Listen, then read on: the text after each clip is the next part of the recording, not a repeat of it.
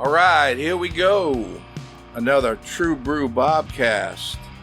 Our first episode in our refurbished 1973 Airstream. So, we're excited to do that. We're taking the Bobcast on the road. We'll be around and we're going to be recording out of here from now on. Great guest, Bob Bader. Yes, sir. How do you pronounce your first name? In Arabic, you say it Badr, but the pronunciation for most is Badar or Bader, yeah. But welcome to the cafe. Thank you. Thank you for having me. All right, good. So you're from Iraq, Mesopotamia? Oman. Oman. Yeah. Okay. The cradle of civilization. That's a lot of weight put on y'all, man. What are your thoughts on that? To be honest, I'd rather be from that place than any being part of the conflict. We always part of the solution, working on the deal piece and all that. So it feels actually great to be from a country that always seeking peace over anything. Yeah. Amazing. So, just sort of get everybody dialed into you here in Acadiana. From what I understand, came to school here about 15 years ago. Yeah. Tell me about that. Well, yeah, I came to UL. I did my undergrad in petroleum engineering, and through the third year of school, my junior, I was like, it's not for me. It wasn't a bad subject or a hard subject. I actually enjoy, the math, the physics, the chemistry and all that. But I had more passion. That's when I started doing photography and videography for travel and small projects here and there. And I was like, I see myself into enjoying my life more if I pursue that instead of engineering. So I went back to do my master in mass communication. Perfect. Yeah. I think that was a good move. I've been in the oil field my whole career, yeah. so I think you picked a better one. Yeah. So when you grew up, where did you grow up? In Oman. In Oman. Yeah. So what was the first big surprise or culture shock when you got here? Man. So it was just odd. We were the guinea pig of the whole program that started sending students to UL. So we were the country celebrated 40 years of the previous sultan. He was the Sultan of Oman for 40 years. And part of the celebration, he gave more scholarship to study abroad. So we were the first recipient of that scholarship. So the program, I guess, between UL and our government wasn't there yet. So we got here. We didn't have place to stay. We went straight to a test room. So they had to find us a place to stay. They put us in the old dorms. So in a way, we were focusing on that part. It wasn't focusing on the culture shocks and all that. But after a few weeks and all, not speaking the language and we didn't have a lot of at the time, I guess we didn't meet the Arabic community. So we were 10 of us. We just stayed together, moved together, ate together. And yeah, so it wasn't too bad. And as time goes on, we made a lot of friends. First with our teacher in the English program. They were very helpful and they introduced us to the culture, the Cajun culture, the Acadian. And there's a lot of similarity. The South are more family oriented, like to sit together, eat together, and that's a lot what we do back home as well. So after a while, it become normal and all that. And you can ask most of the students who come here, either they go visit or they go home for good. They always talk about how much they miss Lafayette, because it feel like a home after you get, I guess acquainted with everybody. It feel like home. Well, y'all known for y'all hospitality, too. Yeah. So was there some similarities in the Acadiana and Absolutely. Oman? Yeah, you go somebody, you don't need to really know them. If you with someone they know, you are invited. They force you to eat, they yeah. yeah. So it's very similar. Yeah, you go in like Omani household, if you don't eat, that's an insult to them, you know? Yeah.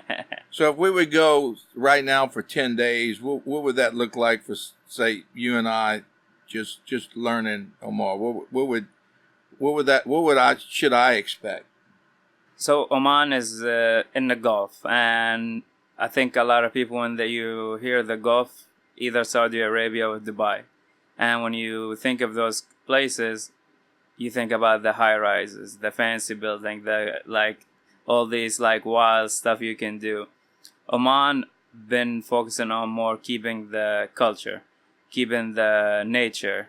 So when you go to Oman, you not gonna see a lot of high rises, and like the highest maybe is like 30 store or some. We don't have like more than that, because they want to preserve the culture. Like if you go to the capital Muscat, the houses are still like between in the mountains and all that. So when you go to Oman, you're gonna see nature. You're gonna see like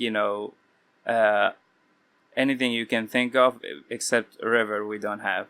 We have Right. springs, we have cave, we have mountains, we have like the water from three sides. So yeah, I think as if someone who really enjoy nature, who like to be around nature, Oman is like haven for that. People, the hospitality, them, or it's in our culture, it's an honor to have a guest. So if you come there, people will like sometimes not in a physical fight, but they will argue to who wanna host you, who Right. come to our house, no, come to my house. Right. So yeah, I think as I tell everybody, like you go to Oman, I'm not saying like you may experience something negative or not, but like it'd be almost impossible. Right. People love one another, love everybody who come, as long as you respect the culture, you respect the people and all that. Like you are more than welcome to be in Oman. I need to go one day. Please. Yeah. We'll go together. Yeah. Right. So we actually met twice, and we met at a Bod did a documentary on a mutual friend of ours, Panat Zanamain, and he was on the podcast a while back. And so what fascinated me, and that's why I was so glad you came on the podcast, is so correct me where I'm wrong here. So when you came to school, you did a project where you followed 4 individuals from different cultures, and you documented that.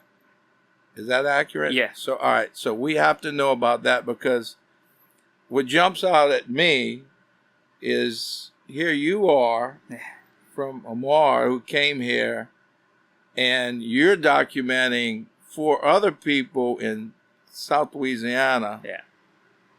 That's pretty impressive. So give us the scoop on that. Tell us about the project and maybe some of the characters you've been following. Yeah. So as part of my grad study for my master's, I decided to do a documentary, and it started off the idea is to document a story of people who came to the state from different cultural countries and decide to stay and become part of this country. Because at that time I was trying to figure out where I want to build my future. Do I want to go home? Do I want to stay here? And so I was intrigued like why people would stay.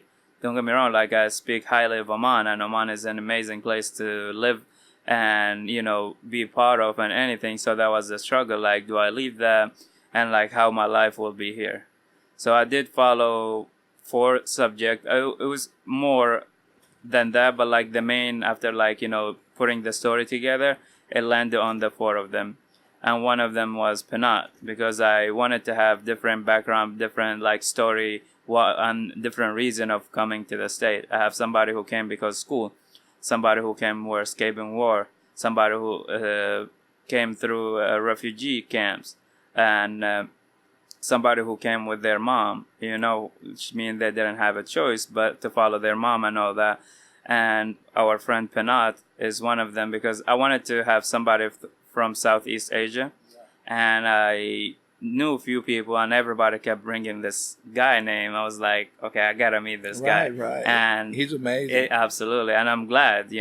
That's when we end up working together later on to do another project.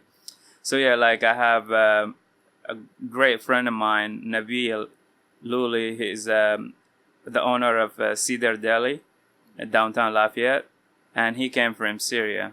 It was like the Civil War and all that. Fumi Rita from Portugal, who came for school, then, end up having a family here and all that. So you can't take your kids away from where they were born and they become part of this culture and all that. And I have a good friend of mine, Tiago da Silva from Brazil. So I just wanted to hear different culture, different like why, because a lot of these countries are good country to be part of and live, So to decide to like become an immigrant here, and it's not like an easy process. It's not an easy journey for immigrants. Sometimes, like there's some cases where it's great and everything, but there's a lot of challenges. So I wanted to focus on the whole story. First, like why you came. Second, like what made you stay. Like what made you stay, and what was the challenges, and how you can. Is it worth it? Like you go through what's going on right now, or even before. Why not go home where you won't have to deal with all this? Right. So that was the whole story. The whole documentary is about, and we still like building on it, because like you see, like our friend Penat, who's a farmer. Now he started running for official offices. Right. A friend of mine who was like just an employee, let go, then came back to the same company as executive director, and somebody who Nabil, when he was like in early 20s, decided to quit school and open the deli. 42 years still running, and wow. Yeah, so they built their life, so like it deserved to be showcased, and it's not just the idea of it is not for like people who here to kind of understand and have sympathy, but it's also for people overseas to see it and understand why people like, because a lot of people tell me like, why, like Oman is great, and I'm not saying it's not, right. But like if you have a dream and you have something that like you see a future here, why not? You have to try. No, I love it. So were you looking for what were the similarities and what were the common struggles amongst? You saying 4, I'm saying 5, because you can speak for yourself. That's true, which is funny, because my professor who was like helping me with the project, he's like, you have to insert yourself. And I was like, I'm just an observer. I might narrate that documentary. So yeah, and the reason exactly to see similarity, to see the struggle, to see like also if I can handle those struggle. Like there's they all face discrimination, different type of discrimination. Challenges, cripple challenges to like make you want to quit, but they stay. So it was like for me to see the similarity, like all of them they decide to stay for passion, not just like comfort or anything. They had a dream, they have a vision of themselves being here, and they wanted to pursue it and do like their best to see it through.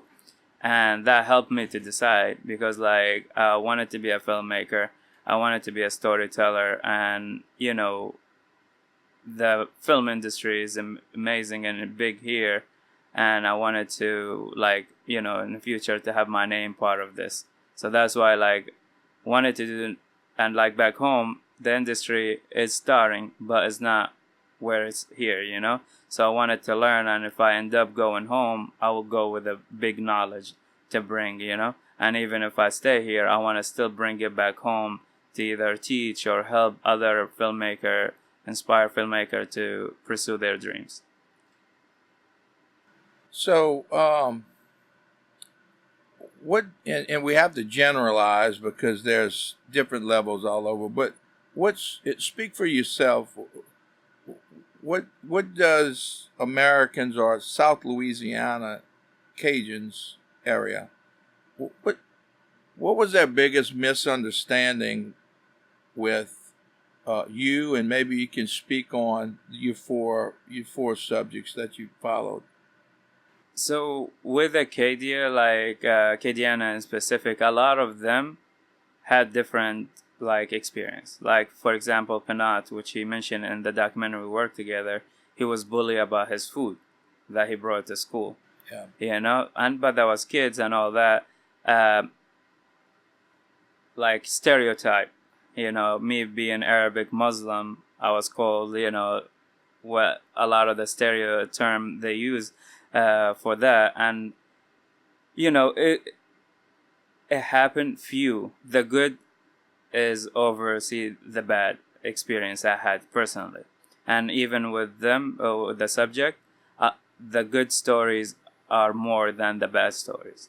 There's like people who try to sabotage. There are people who, you know, just, you know, racial slur or just bully and stuff like that.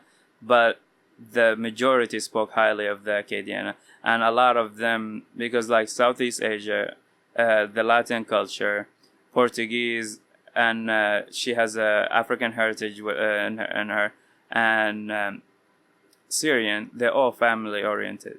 So it was easy to adapt with the South Louisiana culture, because like, you know, the family oriented style and like the people with one another and all that. So the similar is like what I found is a lot of similar stuff. The difference is not that big, but like it goes all about education.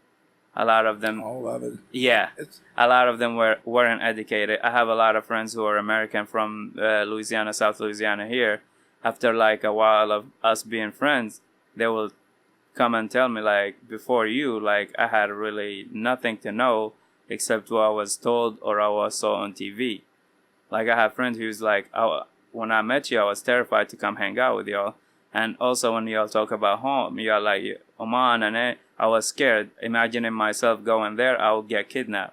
Right. You know, I was like, trust me, they wouldn't worry about you. Like, you know, you do your thing, they're doing their thing. You kind of hope they kidnap you. Every night. Yeah, they're gonna feed you. They're gonna, no. So, and that's one thing I wanted. Like, you know, we spoke, me and you, a couple of days ago.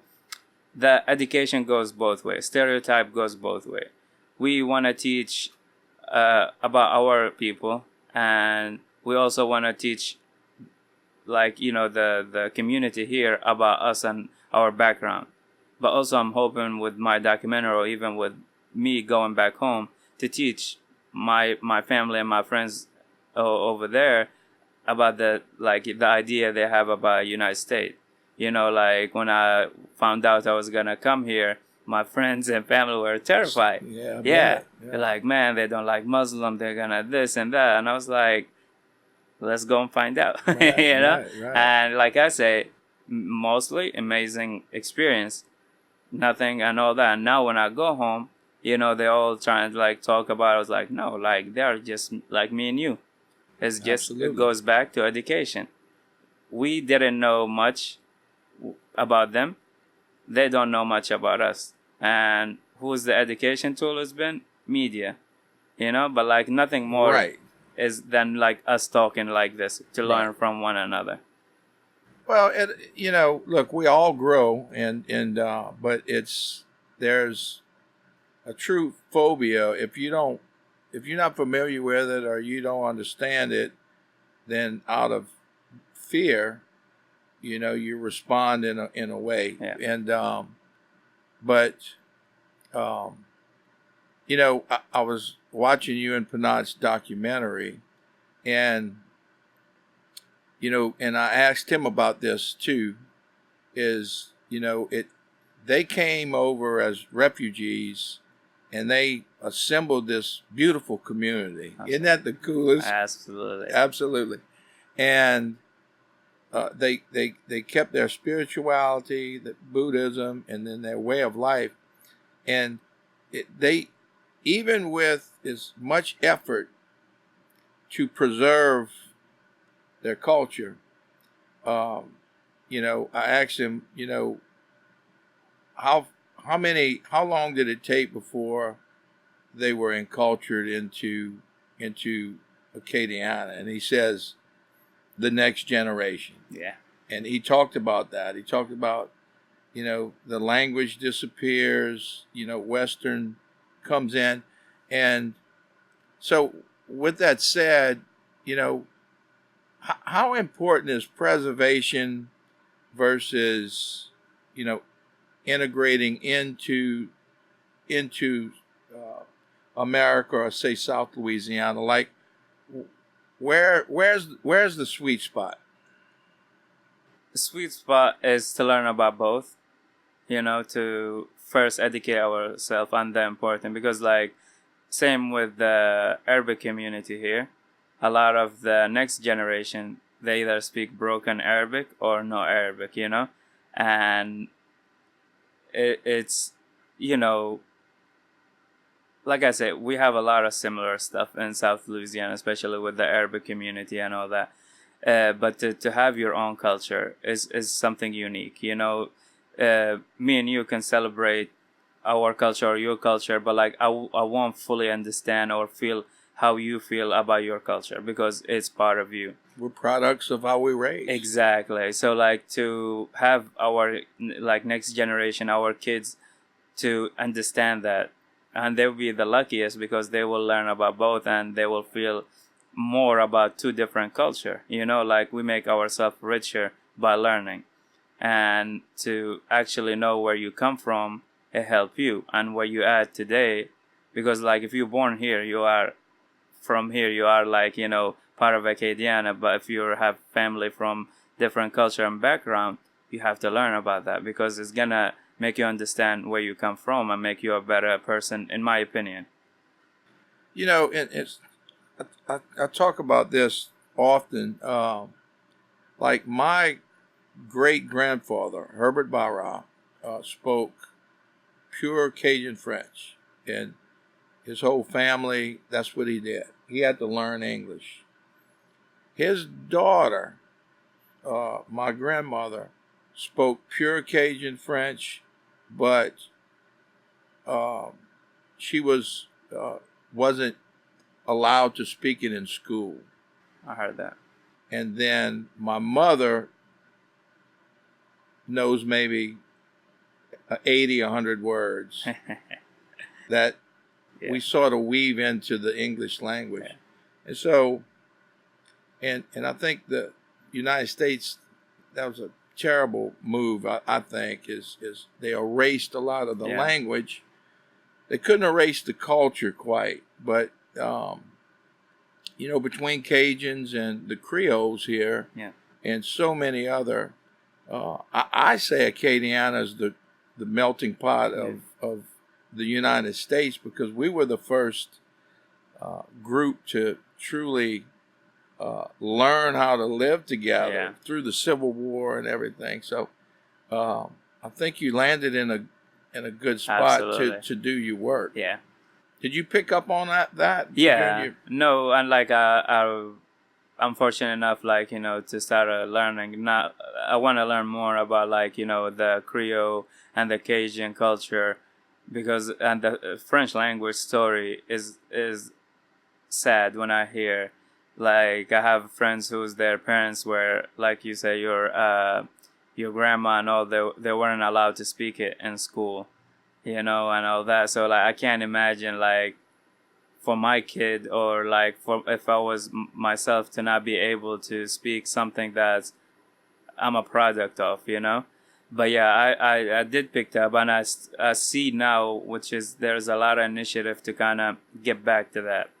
Like I know with the Zydeco music, with all that, they're trying to still have the French language in the music and all that.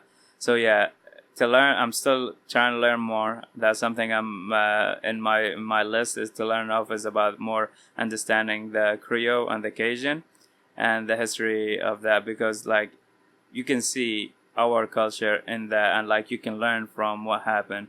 So hopefully we can do better and preserve, because I feel it's very important to preserve languages and cultures. Yeah, let's don't all try to be the same. Yeah, Let's agree and be a lot more loving and civil, but celebrate absolutely. the cultures. To me, Yeah. that's where it's fun. Yeah, I mean, we enjoy festivals, so if we allow the culture to celebrate, we're gonna have a lot more festivals. Hmm.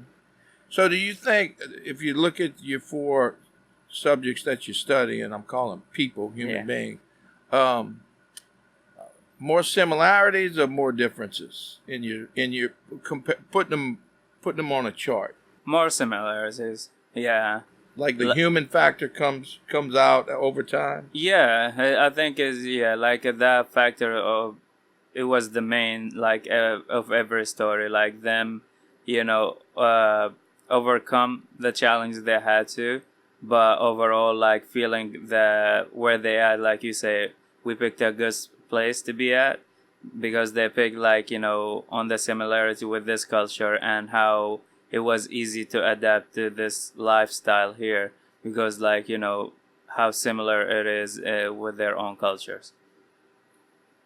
Well, Bob, the world's getting smaller Yeah, fast. I mean, cell phones and wasn't that long ago. The Middle East was a long way away, yeah. and vice versa. We just see everything in real time. I mean, let's turn the news on right now. We see it all happening. So, where do you see your generation and the generation behind you? Uh, how are they going to filter all this information? I mean, do you think eventually it's going to make us more cynical or more draw us more together as a human race? I think we are going through a transition right now. That's how I feel. Like there is a division, you know, but I think the next generation is is is looking to be united. They want to be. So I feel like I'm hopeful that we will find like I guess our internal like we all human being. We all like have to live with one another. Like we have the right to feel how we want and think about what we want and everything, but at the end of the day we are all human. So I feel like I know it's kind of not clear right now with everything going on, but I think it's gonna unite us together. I think I have faith on the next generation and the generation after that. They will seek something different. I mean, do you see everybody's belief systems um, being more, I don't want to say tolerable, but understanding of each other? Is it softening everything? I mean, you see a lot of rage. I mean, they rage bait us, man, on Yeah, TV and yeah, everything. It's all a game, but yeah, but when you're in there and you're documenting, uh, I don't know. I would like to believe that it eventually everybody's going to get just tired of being mad and yeah. and just start figuring out the better way. What do you think? I think so. I'm with you in that. Like, I really think people will, and I think it's also like you mentioned, cell phone, and people are like having easy access to, I guess, stuff from different places and all. Before, like you only rely on news station or like newspapers and all that, but now you can actually see somebody from the other side of the world, of different faith, sharing their life, and we see more similarity. We all believe in something. We all, we just, I hope and wish like we all respect one another and understand. If I don't believe with what you believe, doesn't mean I have to hate you. I believe on one with I believe with what I believe, and you do. I respect you. You respect my belief, and we live together like nothing. I, and I think that's the best way. I mean, uh,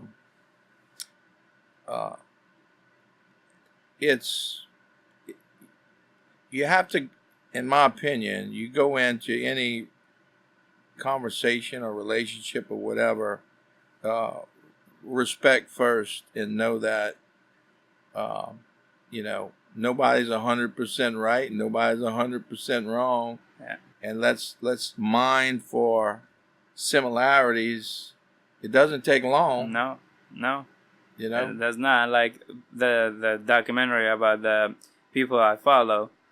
One of the thing I focus on and wanted to be sure of, they all have different faith, different religion, different belief. Buddhist, Catholic, Christian, people who not like religious and all that, because like, and if you would ask like how that came apart, it wasn't mentioned that much, like because of my religion or anything, because like a religion or a belief, it's personal. Exactly. Yeah, it's a personal deal, and look, I was raised Christians, and I mean, look, I don't need Christians come and preach to me, and I'm not going to preach to them. Yeah. My idea of Christianity is going to be different than this Christian next to me. Yeah. 100% of the time. So back to Penat and your documentary.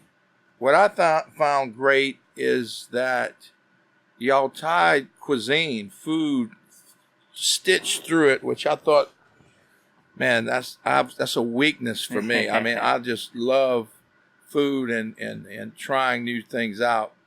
What was that experience like? I mean, we all like to eat, so how did that work out in capturing in your documentary?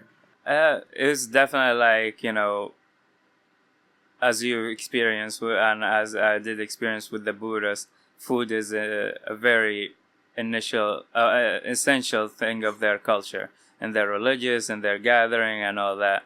So to be able to film it, to be able to like be part of the conversation, even though they spoke Laotian most of the interviews, but like being around that food, it was like a different experience. It's a good experience, like their hospitality style. Like we were there to talk about their traditional outfit, but then after we finished filming, there is a feast prepared for me, Penat, and Sammy, and that's it, three of us. But it was on. I like first time try a frog, so we were like trying also new stuff along the way, snails and all of that. So it was a good experience to learn, to see. But like what stand out to me, what make me feel like connected to that culture is like how they want to sit together and talk about their day or what's going on, and eat and laugh together and all that. We do that a lot home, and so to see that, like, to make me like feel like that again, we're talking about something similar to me. So I got deep, like, connected to that. I got along with everybody we met. Everybody was, people want to share their culture. People want to share. Oh, absolutely. Yeah. So no, the experience was amazing. I would do it again. I would go eat the food again. Oh man. Yeah, I went by the temple to ask someone, and they had a whole building, and they were getting serious about food. And we went to the New Year's deal a couple times. Amazing. So is there Middle Eastern restaurants around Acadiana that is anywhere close to what you would get at home? We, because of the geographic location of Oman, we also like, the Middle East, but like influenced by the Indian cuisine. So like a lot of the Indian restaurants, you have Athena.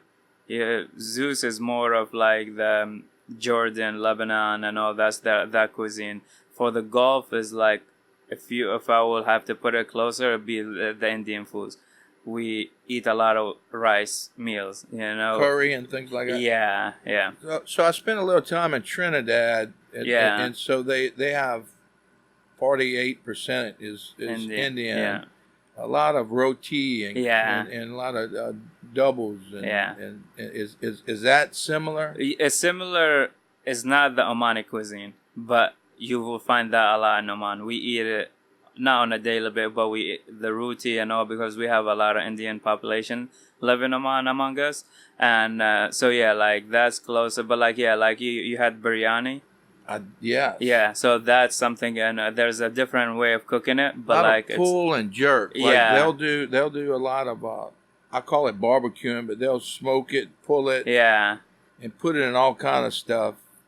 So, Delicious. yeah. So we do the famous Omani dish. I think you can say it's called shiwa, which mean basically like barbecue, but it's a different way. So they dig a big hole, like 14 foot long, and they will like light it up. Then they're gonna they're gonna season the meat, cow, lamb, whatever you want, mostly cow. You're gonna season it. You're gonna wrap it in a banana leaves, and then like you're gonna throw it, and you're gonna cover the hole with like metal or whatever. Then put like sand on top of it, and you're gonna like close it. Just slow bake. Yeah, for like 2 to 3 days. Days. Yeah, you let it there sit, come, the bone, everything fall off. Yeah, it's hard to make it here, but like you can. What we did is like 12 hours in the oven, just keep monitoring, don't leave it alone. But yeah, that's the only way we try to do it here, but it's not the same. But yeah, they leave it for a day or two overseas. Well, surrounded by water, a lot of fishing, y'all. Oh yeah, it's one of the. I think it's the second source of income for the country. So, like Penat, the Middle Eastern, they have pho and different soups. We have our gumbos and different, like, is there like a fish soup or something like, do y'all, a brothy type of? Yeah, actually, it's, don't quote me on it, but I think it's tuna, and they salt it and put it in, like, almost dry it in a container. You leave it for a couple of days, then, like, it will, you mix it with like some tarts, like soup with that, and you eat it. That's like, I think I have to look it up to tell you more about it. I'm realizing we're talking about food, and you at the end of your fast. Oh yeah, it's okay. Because like I guess when you start fasting, a lot, we talk about food too a lot. I bet. Yeah. I bet. No, that's good stuff. Yeah. So back to your study, you hope to keep up with these 4 individuals. Yeah. And what are you tracking? Like, is there like a measurement? Like, do you ask them the same questions if their feelings are changing, or what are you trying to get out of it? So the main reason I'm following through, I feel lucky to have this subject, and there's some of them who stood out that there is something coming up in their life that will be a big change or a big step in their life. They're, Penat. It's in a due time, something big will happen. He deserves it. He's working. He's part of the community. He advocates for the community in New Iberia. And, so I'm just waiting. I don't want to close that chapter yet to see what's next in their life. But like, I definitely have the same interview question, and I want to re-ask the same questions. Mm-hmm. Because as we all know, what we experience today in 5 days, even if we experience the same thing, we might not feel the same way about it. So I wanted to see, like, after time, and like, look what's going on around us right now. A lot of changes, a lot of challenges, a lot of this. So will their answer change? So I wanted to see that, compare when they were like still starting or like in their early, career or like path or anything to where they're at. And Nabil, he's, in his 60s, he's reaching the age to continue, and he's a painter too. So I wanted to see what's the next for him. So that's why I'm just waiting for like, I'm giving it till 27. Like either the beginning or the end of 27, where like to see where they at that point. And that would be how many years of following? Since 7 years. 7 years, yeah. 2021, that's when I started. Yeah. Yeah. Well, so tell me about you. I mean, in being in South Louisiana or in America, do you consider yourself not American, but how would you define? Uh, I mean, I know Omar's going to always be home, Yeah. but did you feel your transition into America and your worldview? Yeah, I mean, I think it's like, yeah, I definitely like, the word Americanized. Like I adapted this culture. I am proud of being here and being part of this, and give back to this community as much as I give to my homeland. But I'm here. I'm, starting family here, building my life around here. My views, I think, are like bigger, more like I open my eyes to more stuff because of the background I came from and where I am, seeing from two different point of view.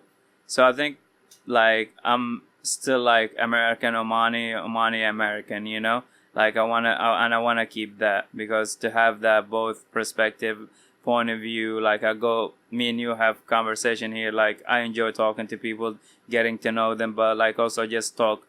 I go home, I do the same thing with my sibling and friend, like we all learn from each other. Yeah, sometimes we just talk nonsense, but most of the time we learn from each other. So I wanted to be that bridge between where I'm from for my people back home and for the people that I consider family here in Acadiana and the United States. What do you think your family or people from Omar? What is being living here for 15 years? What's some of their misunderstandings about Americans? So mostly is like they believe that they hated Arabs and Muslim. That was the big They thing. think Americans hate all Yeah, Arabs and yeah. Muslims because of the whole 9/11 thing and The the terrorism. media, yeah, and all that stuff, like. So that was the big understanding. Now my family, when I FaceTime them, when with my friends will say hi to them. My siblings all and my father speak perfect English, so they get to speak with my older brother. Actually came for training in San Antonio, and he got to visit me here in Lafayette. So like like I said, we open each other eyes, we educate one another. So their misunderstanding is not the same anymore. And like I think we also live in an age where they can see for themselves. Before it was like what we see through the news or we read through the newspaper, but now with the internet, with the cell phone and all that stuff, we can do our own research. We can see documentaries, we can see follow somebody in social media and all that. That's kind of what I was trying to get you earlier. I think you're hitting on a point. You can educate yourself quicker and fact check things. Yeah. Versus taking for granted what they're telling you on the news. Yeah. And that drives them mad, by the way. I mean, and so I'd like to see us migrate into educating ourselves versus government or media or industry driven media. I mean, we're educating ourselves right now. Absolutely. and trying to pass that on too. I have a lot of hope that the younger generations coming in is smart enough to pick up on that at an early age. I hope so, and I do too. I think that they using the technology in a way to educate themselves quicker, to be able to talk or befriend somebody from place they would never have done that or spoken to that person, and also people start traveling more. The young generation, they got to experience that, and that's why like I'm very advocate, if you could go somewhere else, go experience different culture, go outside the country, because it's gonna open your eyes. It's gonna either make you like understand and also gonna make you appreciate what you have and what you're taking for granted, so like, and if you get to be that person who's fortunate enough to do that, but you have people who can't, try to be the voice, like, or like educate them, try to be like the bridge, like, because I think it's a responsibility to help one another, because if I never got a chance to come here, I'm not sure if my point of view will change. Right. you know.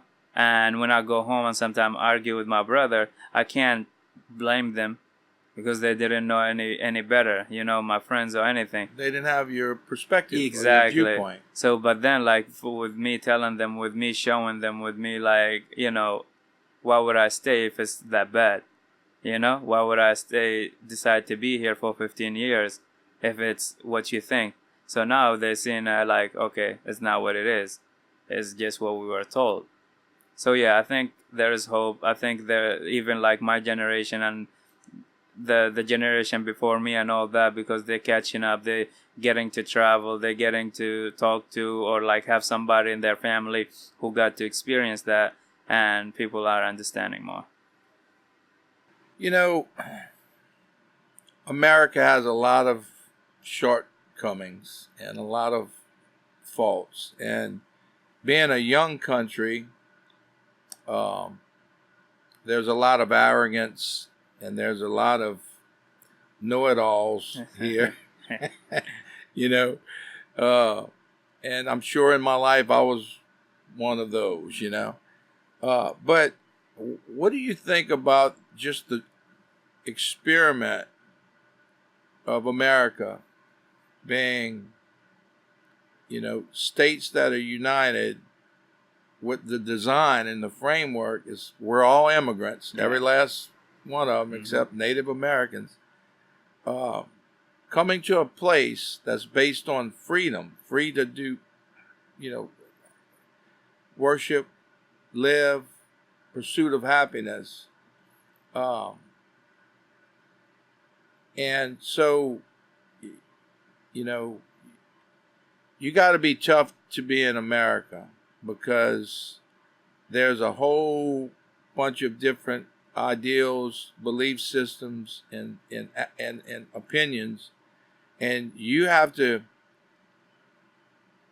stay united, knowing that there's a lot of differences. Yeah.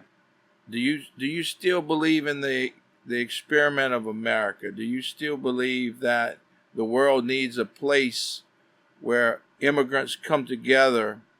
And it's a fight. There's a lot of civil, you know, rights and things that we've been fighting since we got here on getting it equal. What is your confidence level being here 15 years? It's challenging.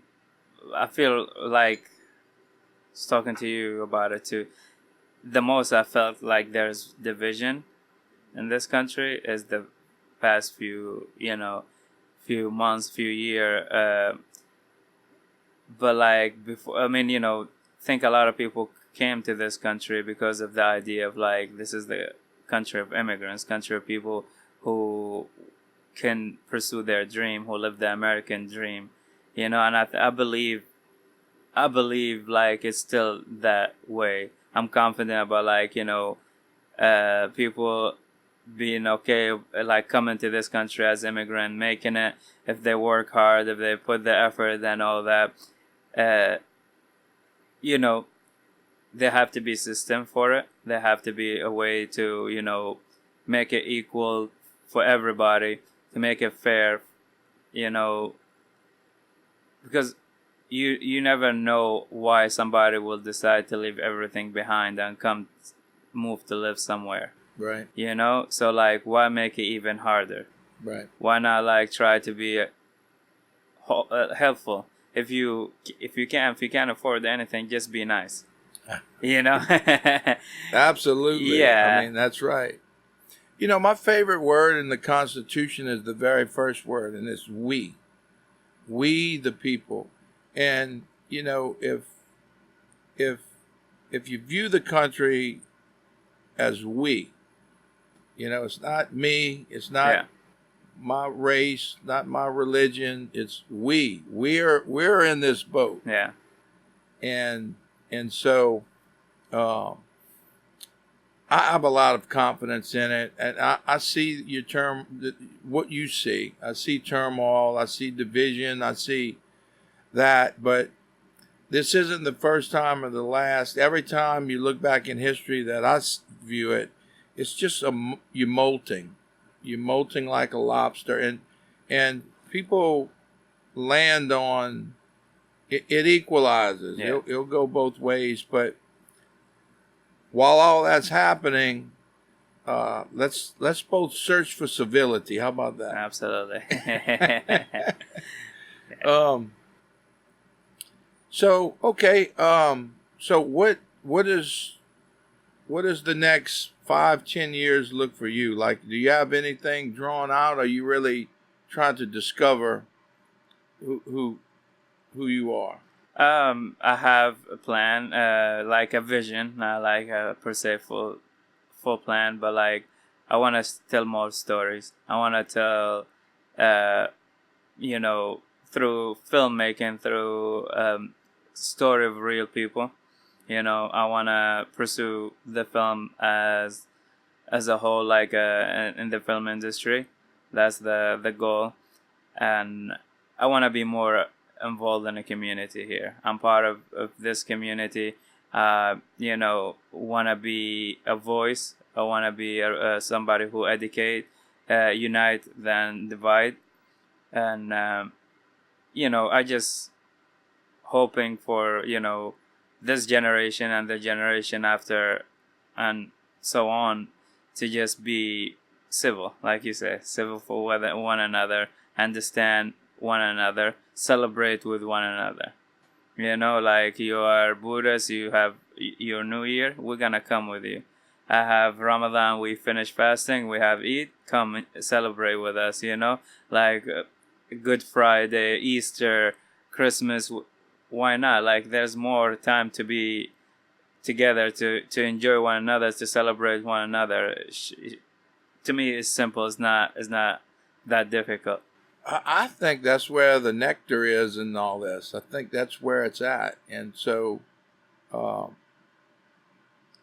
anyway, well, I hope you stay around, and I hope you share your culture and have these types of conversations. Absolutely. And I know I have a few ideas I'd like to work with you on, possibly, and I think that my mission is to show how simple it is to engage and to share and to respect each other.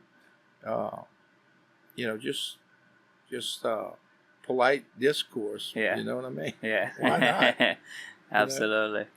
Yeah, it's not hard. You have a neighbor who's from somewhere else. You have go to the park. You will run into somebody. Just say hi. Start with hi. Start with hello. It's gonna go a long way. Well, I started the cafe with the purpose statement of it's a place to celebrate culture, share knowledge that will enrich us all. Absolutely. And I end it with Walt Whitman's "Be curious, not judgmental." And so, Creoles, Cajun, African Americans. We have the Chitimacha Native Americans. We have the Laotians. A huge community of Latinos, Yeah. which covers a lot of different things. Middle Eastern, and so it's this Acadiana still is well represented with many cultures, and we do have festivals. We have the Festival International. We're gonna be there, by the way, the Bobcast, and but I always think there's more to do. Yeah, there's more. There's a lot, and I feel is our responsibility as people who from that culture to showcase the people who from here and different cultures. And I feel it's also like it will be a good from the people who hear or people who has a saying and voice to advocate for the people who doesn't have a platform or who doesn't get a chance to showcase their culture in small or big aspect of this. Because like you say, it'd be a lot for us to engage with one another. If we all can celebrate with one another, it will make Acadiana more rich. Yeah. And a lot of celebration. Well, it just needs to, in my opinion, start in smaller incubator spots and through conversation and involvement. But a lot of wisdom in the mix there. Yeah. Of everything. Well, Bob, do you have any messages or anything that you want to get out on the podcast or any ideas? No, check out the podcast, come to the cafe, go outside, you see somebody, say hi, try to learn something new. You hear or see about a festival that you never been to, that celebrate different culture or anything, go experience that. You will feel like you travel sometimes, someplace like we spoke about the Lao culture, you go there. It's in the middle of our Acadiana, but you go there, you feel you are in a different place. So go experience, go discover, know your neighbor. Well, I want to thank you for being, I don't know if brave's the right word, but maybe it's part of it, for coming with that program and digging into South Louisiana. You could have picked, I'm sure, a lot of different places in the United States to dig in.